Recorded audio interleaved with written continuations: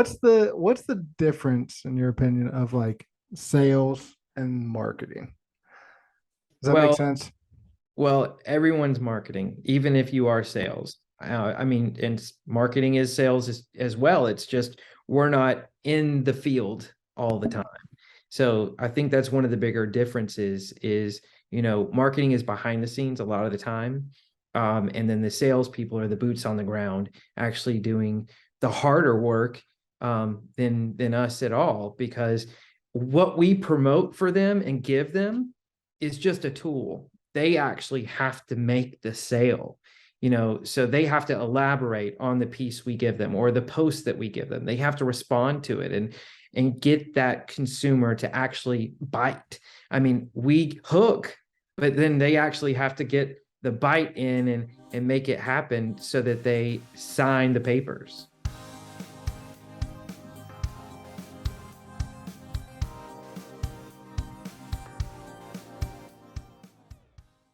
Hey everybody, thanks for joining In Pursuit of Better. Today we're talking to I have a really fun conversation with Eric Skate.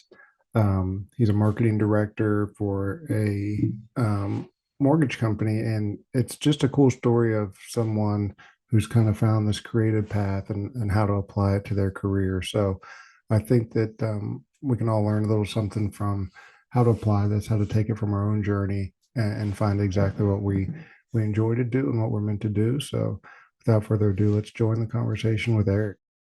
Eric, we were chatting a little bit before, and we've had a couple conversations now, just kind of about the idea that we both just kind of like connecting with people. And a lot of your roles, at least from your profiles, talk about being a people manager, and you're in sales and in marketing. So tell me a little bit about your path to those roles and why you've always been in a position of like connecting with others. Okay. Well, I guess to start would be, right out of high school, I felt the need to get a job because I wanted to have the ability to have money. Money's good. Yeah, because I've always seen that my parents growing up always were working very hard for, everything that they achieved, in having a house and having a successful career in their own. So I, of course, always knew that I was going to go to college and always knew that I wanted to get a job because I wanted to get married and have kids and da da da. So right out of high school, I started at a real estate law firm, and kind of did that in the way of who I knew. My sister worked there. My mom was a realtor. So, it just made sense. And I thought maybe I would go into that direction, but I didn't.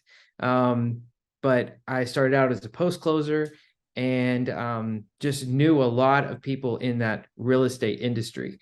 And so right after that, I did it for 6 years, but I moved from my hometown in Dalton, Georgia, which is the carpet capital of the world, to Kennesaw, to go to Kennesaw State to pursue my degree in communication.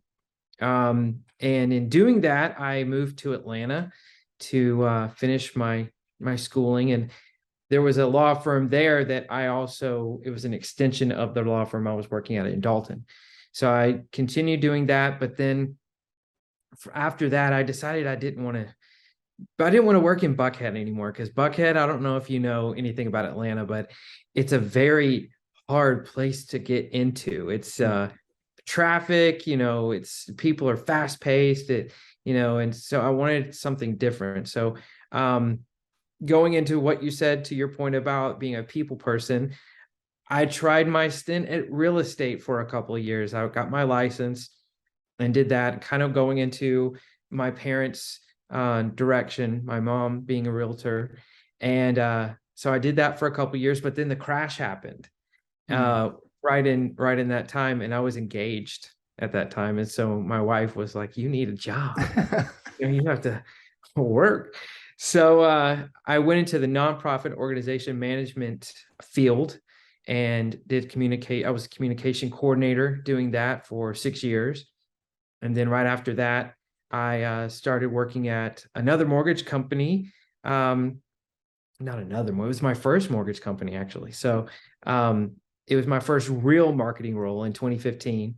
And it was me by myself as a team of one, but I wore many, many hats.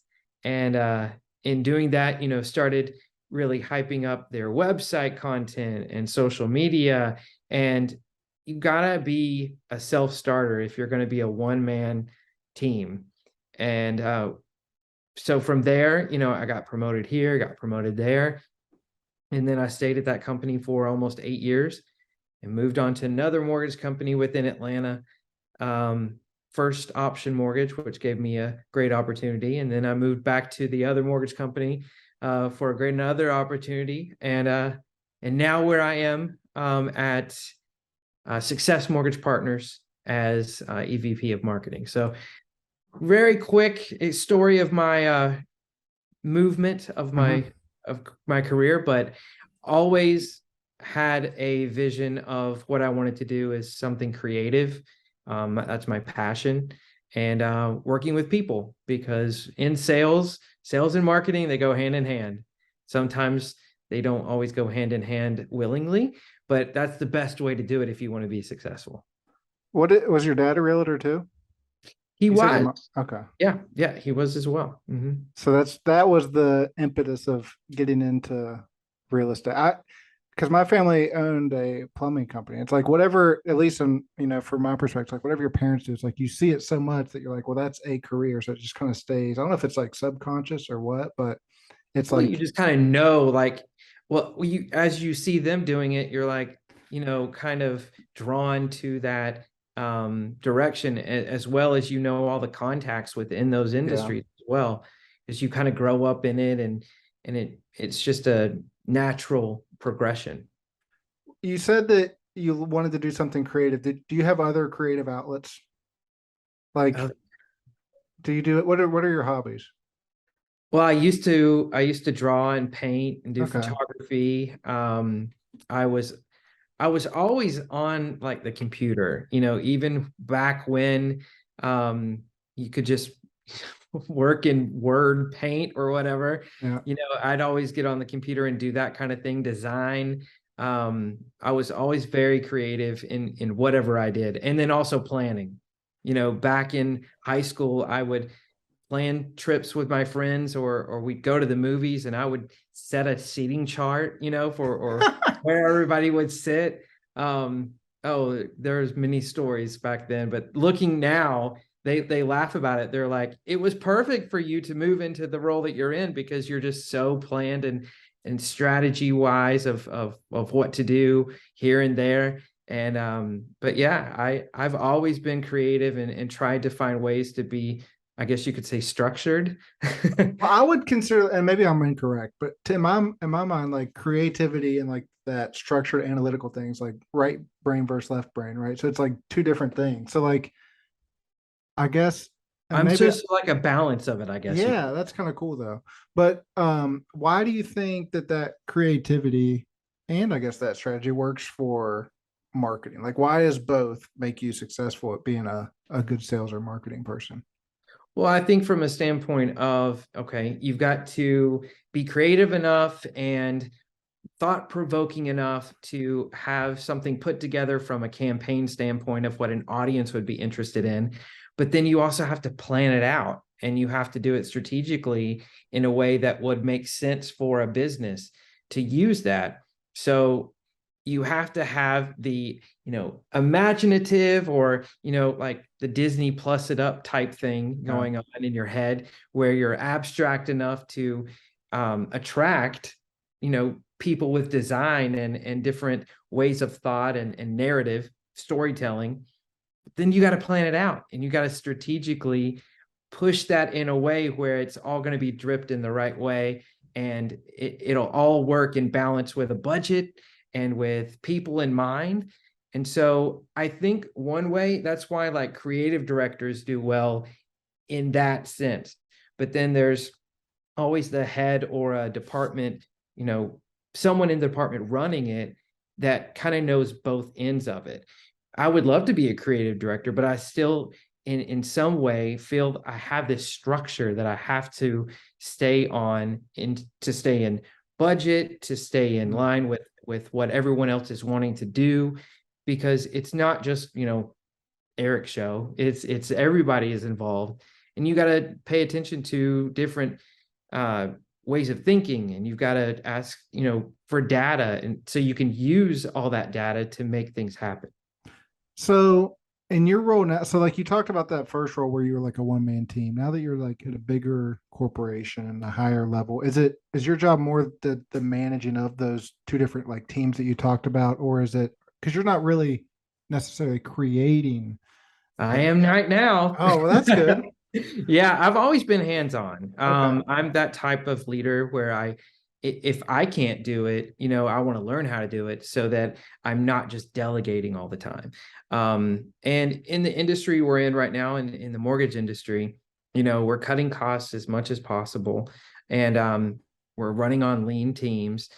And so I kind of have to I mean, I'm forced to, get my hands dirty, roll my sleeves up, and do the dirty work, which is actually the fun part, I find. I would rather get in there, read the analytics, and see what we're doing from a design standpoint or campaign standpoint within our CRM. And I feel a little bit more invested if it's something I've actually worked on myself. But in my past, I have worked with larger teams that have done this, and this, and then I've kind of just structured and made sure things are running smoothly. But I find a little bit more, um, it's more fun if you're working together as a team and you're kind of in the process rather Right. than just watching from afar. Well, I think that a lot of times team members will have more respect for you if you understand, if you're getting the weeds with them, right? Yeah, absolutely. Yeah. What does it look like, or what is the? It's kind of a very vague question. So Oh, can't wait for I this. can't, I can't, I know what this is going to sound stupid, but like I know what Oh, a just say it. well, I know what a mortgage is. Obviously, I Okay. know what a mortgage company does. But who are you marketing to? Are you marketing to me, like a home buyer? Are you marketing to real estate agents? Like, what is your overall strategy? I mean, you don't have to get too specific, but as a marketing person for a mortgage company, what does that game plan look like? It's interesting you say that, because honestly, everyone is a consumer. Everybody could possibly, get a loan to get a home. Mm-hmm. So yeah, you're my demographic, you're my consumer I'm searching for. But yeah, we're also for realtors as well. We want people within the mortgage industry who are partners of of our sales team, to be our main consumer and customer as well. So I'm also internal. So internally, I have to understand that my customer are our sales team, because I'm serving them. So as I'm serving them, I'm putting together content and a strategy for our sales team to have for their customers. And so I'm kind of having to think, okay, so it's not just I'm, wanting their business. We want their business to be their business. And so it's just a few other ways to look at it, but it's kind of like looking at the earth and then looking at, there's the moon, and then there's the sun, and then, there's other levels of it. But we're always looking in ways that we can market to different people outside the market as well as inside the market as well. That's a Does good. that No, it does. And I guess I didn't think of it in terms of like, well, everybody is a potential consumer. So, but yeah. that makes your demographic just so huge. So that's why it's interesting to me that I don't know, you're trying to reach anybody and everybody. Well, So we're also trying to get new business in regards to branches to come in, new loan officers, new teams to be part of our company. So that's another level of marketing as well, is we have to pay attention to our internal reviews on Glassdoor, as well as what we put out on Google for our consumers. I mean, that's something I never would have thought of. So even in the marketing department, you're looking at internal reviews of how your team, or not your team specifically, but team Well, the members of, team as a whole, the yeah, organization. you're thinking about all that. Yeah, the heartbeat of the organization is your culture. And so if your culture is not strong with inside of the operations team who serve the sales team can't do what they need to do to serve the consumer that they're looking for. How do you guys and how would another business in general represent on social media in their marketing plan, their company culture? Well, there's many different ways to do it, and there's also little things that added up. It's not just one thing specifically. Okay. So reviews are definitely one piece of it because that's definitely, like I said, the heartbeat of the internal um, team to see what they're saying, like on Glassdoor. Number two would be showing that somebody had an anniversary or a birthday, promote that and be proud of that. We just got at Success Mortgage, we're the top 40 in the nation as best places to work. So that is definitely an example to share that we got that accolade and shared that across the different channels. And we're writing a press release to go out as well in regards to, promote that in the best way because, hey, that's huge. 40, number 40. Doesn't matter. It's number one, it's number 40 within the nation. And there's Yeah. a lot of companies that applied. Oh, yeah. I mean, that's impressive, to say the least. So, how has the whole landscape of this changed from when you started in 2015 in this specific industry to now? Like, because like technology, as a vague term again, changes a lot, right? I mean, a lot of these social media strategies didn't exist 15 years ago. So, like, how has your strategies changed, or how do you stay on top of what you need to do? Well, like go listen to podcasts and talk to different people within, the marketing realm to figure out what they're doing. Mm, Yes, and it's changed a lot because back in 2015, I remember, Twitter and Facebook and, Instagram was fairly new. right. And I mean, honestly, just all the social media changes has definitely made a big difference. When I first started out, they were still printing a lot of flyers to be given to real estate agents, and they would go to events and, have all these flyers out on the table. And now everything is so digital, Mhm. CRMs really play a part now with sending out digital communications, QR codes, which actually that's been around for a while, but it just made a comeback whenever COVID hit. And so the QR codes really have started taking the next level because then it sends it to, landing pages and, texting has really taken off too, from a standpoint of, you see a campaign in an email, you sign up for a newsletter, then you get a text message from the salesperson. You decide if you want to stay, within that campaign because sometimes those get a little bit crazy. When you apply for insurance online, be careful because it's like 15,000 people Right. and you start getting bombarded. But, digital changes has really, really hit hard, especially, AI coming in too. You've seen all these things on social media with, everyone's picture, changed into like a Viking versus an astronaut. And, AI has really started taking, some stance in what marketing is doing. And I will say though, it's really interesting because without what marketers are doing right now, AI can't do anything because it can't create it on its own. So it has to pull from what's already there and manipulate it to make it something different. Do you get concerned about the idea that, what happens when it can create it on its own? I mean, Like, I think everyone's kind of concerned about that. I mean, well, there's how many movies are out there where yeah, AI is taking over and, making people obsolete. But all in all, that's what a lot of these sales roles are. They are people to people, and yeah. you want to do business with a person. I don't know how many people I know pick up a phone and they want to call and speak to someone instead of having to, they just press 000 till they finally get a representative. And if it's AI all the time, that's what it's going to be like.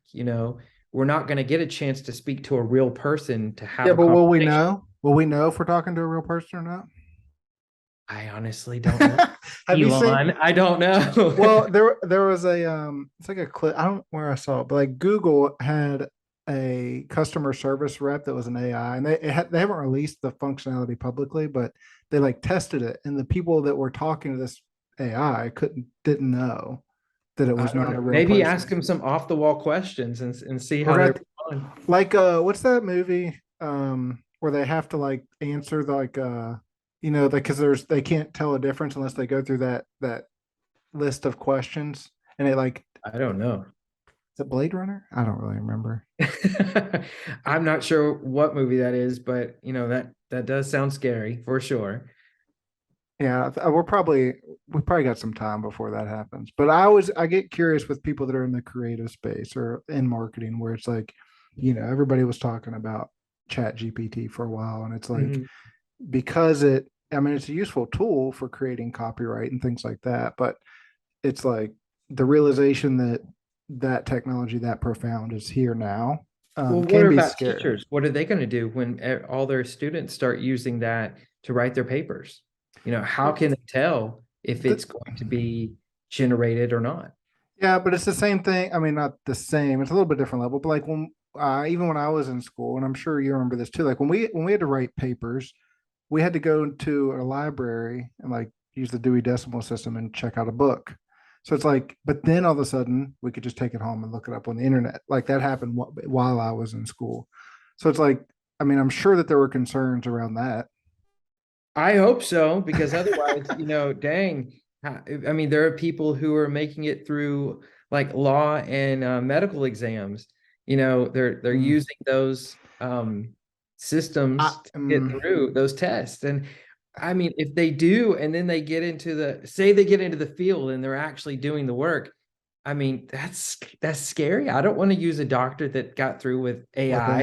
AI. No, then we'll actually just start trusting the AI more than human doctors. I don't know. We'll see.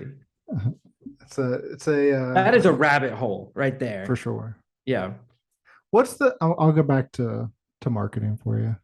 Oh, we can talk about anything. What's the difference in your opinion of like sales and marketing? Does that make Well, sense?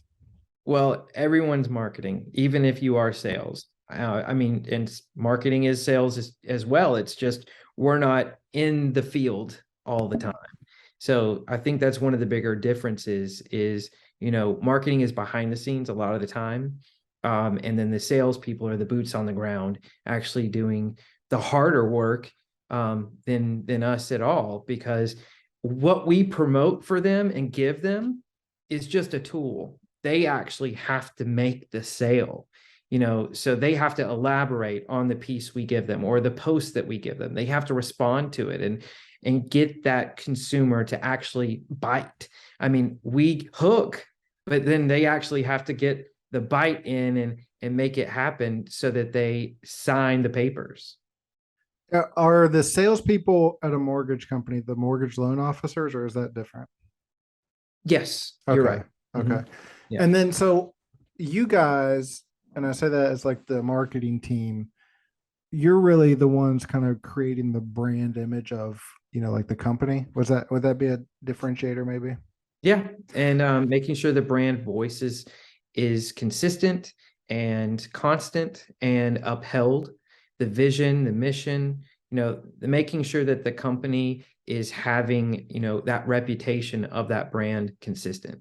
But do you think that loan officers themselves should work on, I guess it'd be somewhat like of a personal brand, but do you think it's important for them as well to be doing their own form of marketing? Oh, absolutely. I mean, everyone's different. You are different than me, and I'm different than you. And so we will have you don't want to have the same pitch every single time, or it will be AI. Mm. You want to have a differentiation from this salesperson to this salesperson. Also, it goes into service as well. You know, as a person, you want to be able to give that super fan service out there that everyone wants the above and beyond. If you're going to do this for me, what can this person do for me better? And so you want to go above, and so that they'll choose you versus this one. For example, I mean, that goes into, applying for a job. When I was looking for one, I realized that everyone else out there is doing the same thing I'm doing. They're, submitting their resume to LinkedIn or Indeed, or, sending an email to the hiring manager. But what are you doing to be different? How are you standing out? So when I had my interviews, afterwards, I sent a follow-up email. I actually ordered a book and sent it to the person, and wrote them a note and said, thank you for taking the time. Hope this book inspired you as much as it did me.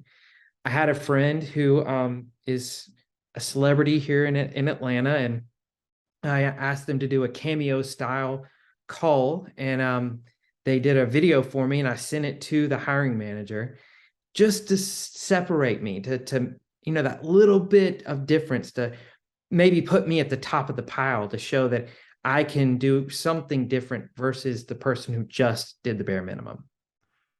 And we talked a little bit about this the first conversation we had, but I'm curious because you mentioned whenever you were looking that, not that you were like nervous, but it was at a time when we saw all these like tech layoffs and things like that. Yeah. So the talent pool became huge.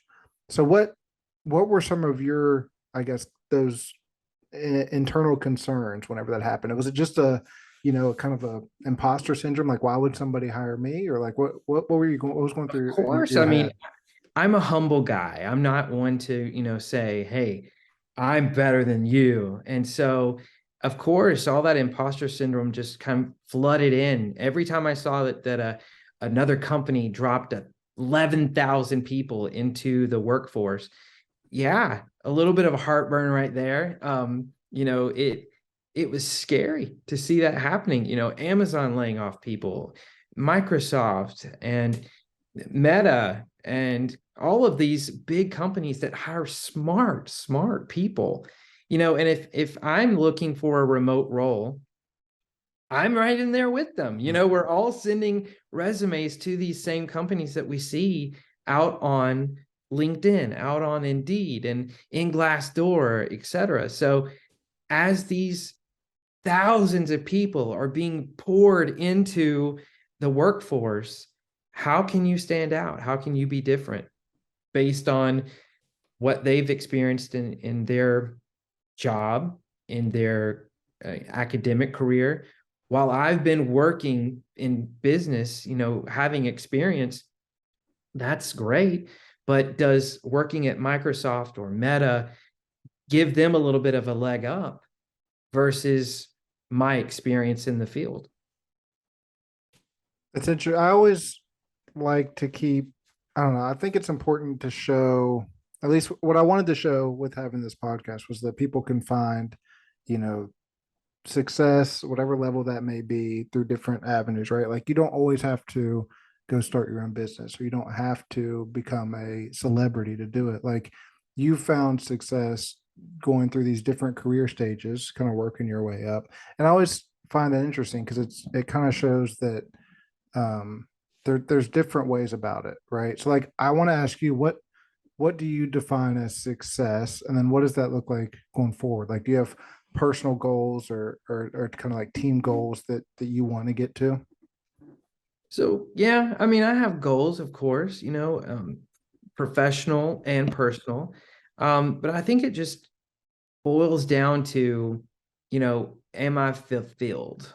Am I excited to get on my computer in the morning and reach out to my team and start, really hammering out these projects and making a point that you hired the right person and they're happy with me being part of their team. I mean, being fulfilled versus happiness. I mean, I definitely want to be happy, but happiness is fleeting. You're happy when you're eating a piece of chocolate cake, but then afterwards Mhm. it's like, oh God, should I eat that? And so as you're fulfilled, that's a better statement. And I think it's really difficult to say, well, I've hit all my goals, because I'm an ambitious person. My goals change all the time. I mean, I want to get in better shape. I want to make sure that my kids are fulfilled in what they do, and my wife is happy and fulfilled at the same time. And, you know, a lot of my personal goals have to do with my family because I feel like they are my why. They're why I do what I do. They're why I, you know, work. If I didn't care about having, that responsibility, then I probably wouldn't work as hard as I do. But I have an obligation as a father and as a husband to support them. And I want to be the best that I can be for them. I mean, they're part of my why. The rest of my why is probably to fulfill my passion as a marketing professional, to be creative. And there goes days where I'll be at home on a weekend and it'll shoot me in my head back to when I was in college, and I'm like, I don't have a paper to write. I don't have homework to do. I mean, and I'm 42. And so, all that PTSD of having projects to do Yeah. is still there. And so I'll find something around the house to do. I'll figure out, a book to read or something. I'm always wanting to do something. So goals for me are always coming up, and I'm finding new things to do all the time. I like that idea that the focus should be on fulfillment rather than just the feeling of happiness. And I was thinking about that recently because it's been something I've struggled with, is like finding that true, like what does fulfillment mean? Um, and I have two kids myself, so it's like thinking about the fact that they being fulfilled, almost like they can pursue what they want to do just because I'm a part of their life. Like to me, that would be like the ultimate fulfillment as like a father, where they have this feeling of like um they're like stress-free independence to try things just because they know or they've seen me represent that or know that I'm there to support them. Does that make No, that's sense? huge. If your kids feel comfortable enough to try something and fail because they learned Right. that from you, you definitely succeeded in as being a father for sure. Yeah, because I'm okay. Like, and I think that's hard for a lot of people. Like, I'm okay failing. A lot of people aren't. So I kind of want to like show them that failing in the right way is a good thing. Like that's the Well, only you way can you. learn. You Yeah. can't if you just keep winning and winning and winning, then of course it feels good. But are you going to ever learn from that as well? If you mess up and you make a mistake and you admit that you made the mistake and try not to make it again, then you learn from it. But if you keep making the same mistake over and over and over, you're not learning from it. But the goal is there, um, to grow and to level yourself up, make yourself 1% better every single day in some way. I like that. But yeah, I wonder if I just am good at fail. Like once you fail so many times, it's like, well, that it becomes less scary. That's probably Well, why I'm good that, at it. yeah. And then there's something you figure out, oh, that didn't work. So let me try it this way. Let me try it this way. It's kind of like taking a test, some CE or something over and over and over and Mm. not reading the book of it. And you're like, well, I'm just going to try the quiz. I'm just going to This, try the quiz. And you keep messing up and keep getting the wrong answers. And like, you know what? Okay, I've learned this is not a good strategy. So I'm going to read what it is that I'm supposed to know. Then I'll go and take the test and then I'll be done. sounds like that came from personal experience. No. You always do all the reading before taking the quiz. Well, that's what you're supposed to do. Right. And Right. that's what Eric always does. Oh, I do not work in absolutes. Oh, that's Oh, wait. that's probably good. Yeah. Uh, I want to go back again. Whenever you were in college and you were taking communications, was the intent just to get a degree, just to go on to be a realtor, or was there like specific thoughts of what you wanted to do? My God, I changed my mind so much. Yeah. Like I was at first, I was a business major, and then I changed to marketing, and then after that, I changed to journalism. But the reason I changed from marketing to journalism to communication was mostly I'm terrible at math, terrible at math. And you have to take accounting to do marketing. And I realized that communications was the only degree you did not have to take accounting. So I was like, well, this is my path. That one's And for me. and I talked to a lot of my advisors, and they told me, if you still want to do marketing, you can totally do it with communication degree. Mm. And so that's the direction I went. And yeah, I wanted to do writing. I wanted to, you know, be a news anchor. There's a lot of things I wanted to do with that, but then my direction ended up going into more organizational communications and PR than it did the other side of journalism. I had the same experience in college where I tried like a bunch of different things. I ended up just getting a multidisciplinaries degree for like multidisciplinary studies for undergrad because it's like I ended up with like four minors instead of a major. But I wonder if that's like normal. I think that people have been stressed that you should have this, like long-term career picked out by the time you're 18 years old going into college. And I'm like, Such I, a small percentage actually do what they've gone to school for. I mean, I yeah. have a friend who went to school for um she went to school for education, and she was a flight attendant for like 20 years. Mm. She did not use her degree in education. And my wife, even, she did go to school for education. She was a teacher for 20 years, and now she's a stay-at-home mom. And so it's so weird how you can go from, I'm going to do this, but then afterwards use it for something completely different. And I think that's okay. I think that's what the message should be is that it's okay not to know, especially like when you're 18, 19, 20. When Yeah, you're going to 40 school years is old, it's you go to okay. school to educate yourself, and so you can be a productive, useful citizen of society. Not Yeah. necessarily, this is my path. I'm stuck here, and this is the only lane I'm going to be in. You educated yourself in order to pick and choose what you can apply, what you learned in school.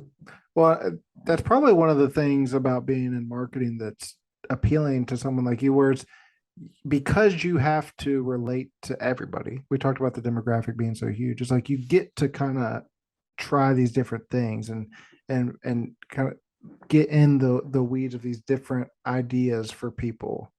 Because I think that's what I like about the podcast. I get to talk to so many different people where it's like now I don't have to pick a career. I just get to have cool conversations with people. I know, You it's awesome, and that's how I found you. I saw your conversation with a colleague of mine, and I reached out to you, and you Mhm. invited me on. So it just, you can tell the power of a network.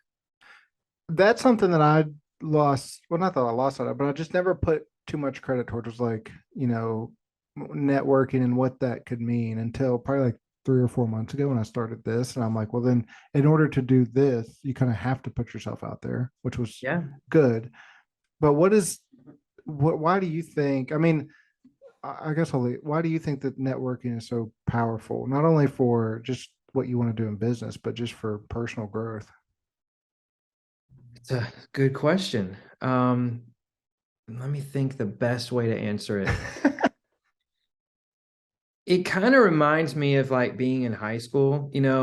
I knew a lot of people in high school, but I wasn't friends with everybody. Mhm. I knew of people. And I kind of feel like that's what your network is like. It's like a big community, and you know of people, and you seen them, as like, in high school, you walk down the hall and you're like, I know her, but I don't know her. I Mhm. know of her. And so there's been situations where I've gone to a conference and I've seen their social media posts, I've seen their videos. I feel like I know them, but I'm kind of nervous to go up and talk to them. But networking online with social media takes out the awkwardness of walking up to somebody for the first time and saying hi, shooting a message and saying, "Hey, I want to get to know you." Yeah. They can either respond and say, "Great, let's set up a call," or they can just not respond. And that's all well and fine. But overall, if you don't put yourself out there to network and start a conversation, then you're not going to make those connections that could help you later. Because when you need your network, that LinkedIn network is there. Your social network is there. Facebook or Instagram, whoever your audience is that you communicate with on a regular basis, I find when you need help and you reach out, the right people will respond. That was a very good answer. Well, and it was not rehearsed. No, well, because it spoke to me in a bunch of different ways. Because your colleague Raquel was like one of those people where when I reached, like you talked about, where it's, you had that fear of like reaching out. It's like I'll ask because what's the worst thing that could happen? And when she said yes to do it, I'm like, well, first I was like, oh crap, now I actually have to do the podcast. But then Yeah. too, it was like, well, if she'll say yes, then it's like, well, then what's to stop from other just asking anybody, you know? Yeah. So it was like a big motivation to say, would actually put effort into this. And for me, it's like not only do you get to grow that network, but I feel like I learned something from everybody that I talk to, and it's like it expands my understanding of whether it be marketing or mental health or coaching or whatever the subject matter is. It's like you get to learn. It's almost like reading a little book every time I sit down and have a conversation. So I always think I just think it's important for that. A, it gets you over that fear of like reaching out to someone, kind of like you talked about. But B, you never know what friends you're going to make or what you're going to learn from somebody. Well, and it goes on the other side too. Like they may be seeing you and you respond to them and you're like, wow, they're a lot cooler than I thought they were gonna be. Mm, Also, it goes the other way. I have reached out to a lot of people who I thought were fantastic that's true. and they respond and we talk and I'm like, don't meet your heroes, you know, or don't reach out to them. I've Yeah.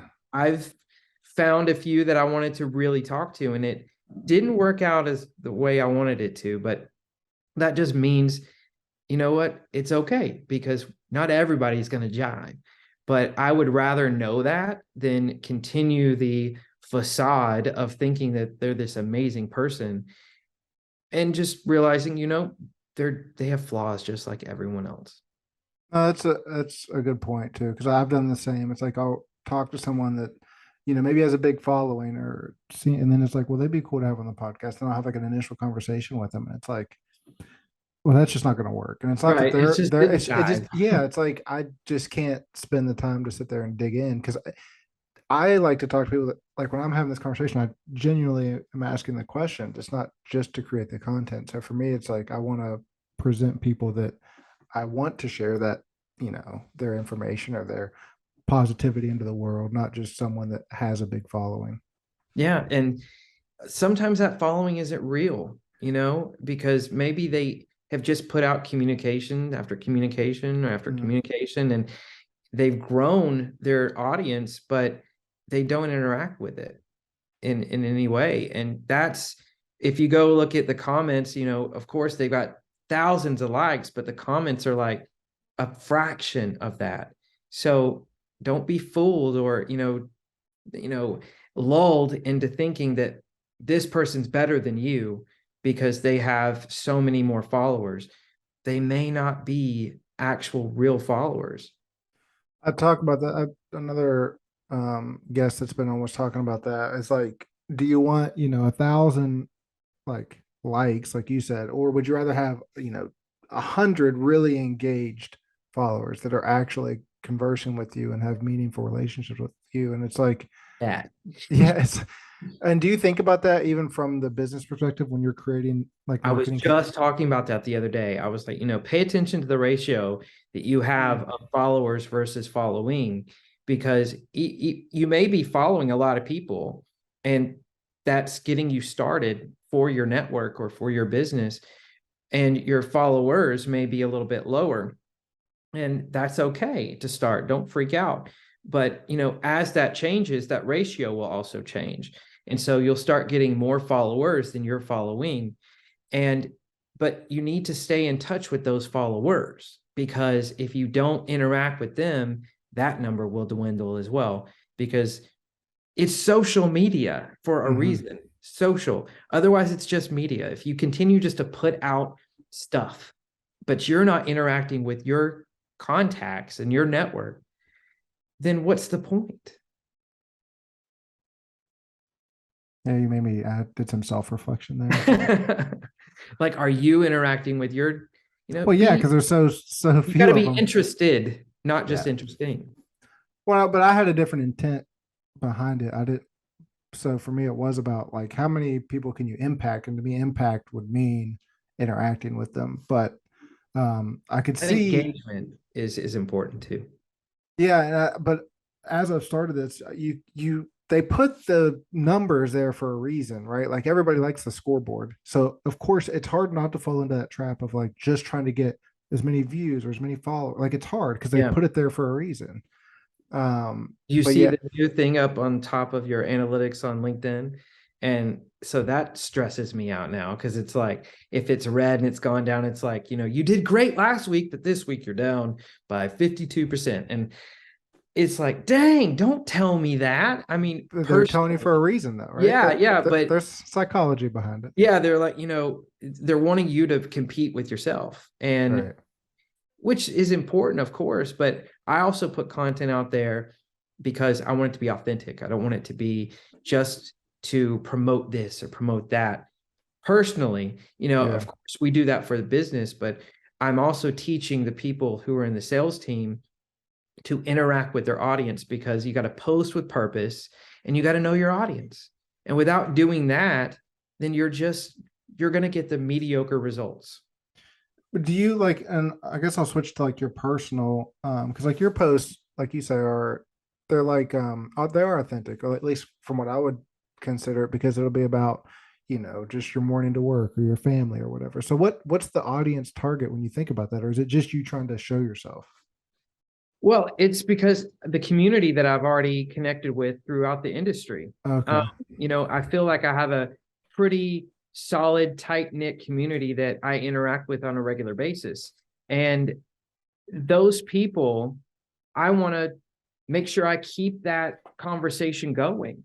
And if I can gain and add to that based on what they have as followers, we all have people connected to us that we're probably not connected with too. So the more that we do that and we can find like-minded people, because if somebody likes what I post, their feed is going to see it too. And it'll say, you know, you liked this. And so, well, if they liked it, I might like it. So I'm going to go check it out and see it. Right. So the more I do that and I interact with my network on a regular basis, then I can gain more like-minded people. That makes, do you, okay. I'm gonna switch Did it that back. just did that not make Well, no, it did. It was the way you phrase it about just finding more like-minded people, because it's not about a specific target audience, right? I mean, it is, but then it's hard to put a name to that because you don't know that they're like-minded until you engage with them. right, right. And so if they engage, then it gives me an opportunity to learn more. Like I'll give you an example. I follow a company called WildSpark because they are big on leadership development. And there's a lot of people in that organization that I really admire. And so there was one guy named Hampton Dortch and a girl named Maggie Malone. She's actually an Olympian. But Nice. besides that, Hampton has been posting some really awesome stuff. And he started getting a lot of interaction from other people. And I started, reading those comments. And one of those was a company called Path for Growth. And a guy named Alex Judd, he runs that company. And it's a very positive, it's a Christian-based coaching company. And I reached out to them and I found their podcast, and a lot of their content really resonated with me. And I would never have found that though if I didn't follow Hampton, and realizing that the posts that he creates and the content that he makes that are positive and, insightful. If I followed him and what he does, then like-minded people will post and comment to that too. Of course, you'll find the trolls and stuff like that, but just don't pay attention to those. But still, all in all, your goal is to also, with your content, you find other like-minded people, and then you can also follow theirs and learn and grow and level up all in the same time. Well, that's what was just talking to somebody in another episode about. There's this stigma around the negativity of social media, right? And we try to blame the technology for it, but you are like your feed is what you engage with. Like Yeah. the algorithm isn't pushing things just to be mean to you. It's pushing things because they want you to look at the screen longer. So it's the things that you are engaging with. And it's how you react to Right. those, to that negativity that will really determine if you're doing the right thing. The other day, I posted something about my daughter and a win that I had with my daughter because she ordered Starbucks for the first time. Mm-hmm. Somebody went on that post about my 6-year-old daughter and told me that I was vapid and I was it was ridiculous that I felt that that was something worth celebrating. And you know what? Fine, that's his opinion. But I'm not going to read into it. Did it bother me at first? Yeah. Well, you're But human, right? yeah, but 48 hours down, and 10 years ago, I would have responded to that guy in a really bad way, messaged him like internally and just like, in a, firestorm of how dare you talk like that to about me. But Mm-hmm. I've grown at this point to know that when people are negative like that, there's something going on their end, that they have an insecurity of their own, that I really don't need to engage in that kind of negativity at all. So I deleted the comment and I moved on. And so from there, I just realized everybody is going to have an opinion. And if I'm posting something publicly, I'm opening myself up. And if somebody wants to post the response, it's up to me to determine how I'm going to respond to it. Well, that's an important way to look at it, right? Like you want to be empathetic to realize that that negativity is more a reflection on them, not your content. Yeah. Yeah. So, but But that, it's not going to stop me from being who I am.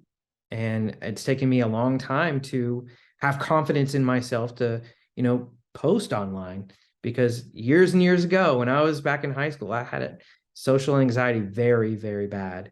And I chose not to be medicated for it. But, it's taken me a long time to, sit here and put myself out there.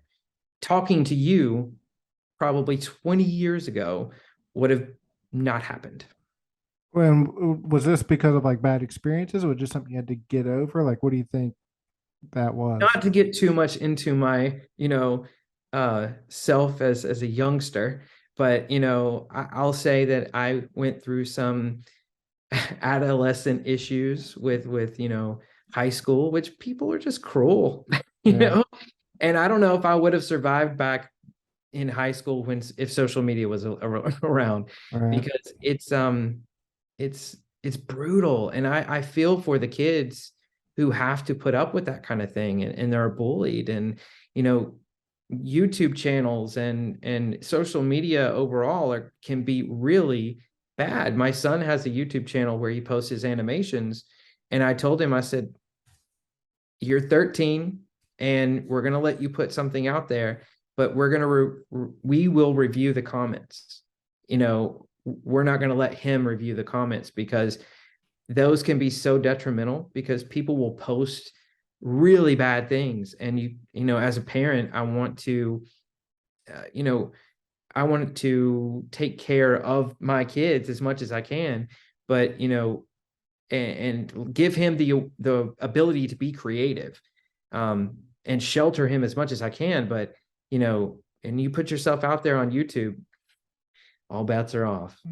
How did you get past, like, I mean, obviously you've grown since then, but what do you think helped you overcome a lot of those anxious encounters? Like if you're going to go into marketing and sales, you're going to be talking to people and engaging with people. So what helped you kind of get over that? Time, just time, and realizing that I'm not what those people used to say. Wow. Yeah. I mean, it just takes time. You just have to gain confidence in yourself. And, as you grow as a person, and as you have accolades, at work, or, in college, or whatever, and as you, go through your relationships and you realize that you are this person versus that person that they tried to make you be, I mean, it's up to you, of course, but, you get through it and you move on. Do you think that trying to appease maybe the opinions of others cause some of that, like when we talked about, indecisiveness coming out of college, like do you think that some of that influence is like, well, I want to do this career or something because I want to try and fit the mold of what people expect, what people have been saying to me? Not for me. I Okay. was more trying to determine what I wanted to do for me because I knew I was creative. I knew I had a talent in some way, creatively, from it art or, photography, writing, something was there that I had some artistic ability. And how could I harness that to be creative for me to have as a job, you Yeah. know, and not hate it. Like I'm a big Disney fan. I really like, going to Disney World and cruise line and the movies and all of that. And some people have told me, you need to work for Disney. No, I want to love my job and be able to go on vacation and love it too. Right. So if I were to work for a company that I wanted to, love as a brand, personally, I like that separation. I Mhm. don't want to cause any kind of rift there. So my my thought process in what I chose, out of college was how can I do something that I really love but will enjoy doing as a job? How do you, so we talked, I mean, obviously you knew that you were creative and you wanted to express that. How do you express it in an authentic way? Like it's easy to do when you're talking about your own branding and your own marketing messages, but then when you're representing a business, so like how do you apply that thought to what you're putting out for your company? Well, you got to know the story behind the company. You got to know their values. You have to understand their mission and their vision. And if you can digest all of that and put it into an empathetic story, then it's easy to do. You can do it all day long, but you have to understand what their story and their mission is and what their target audience is. If you can do that, super simple.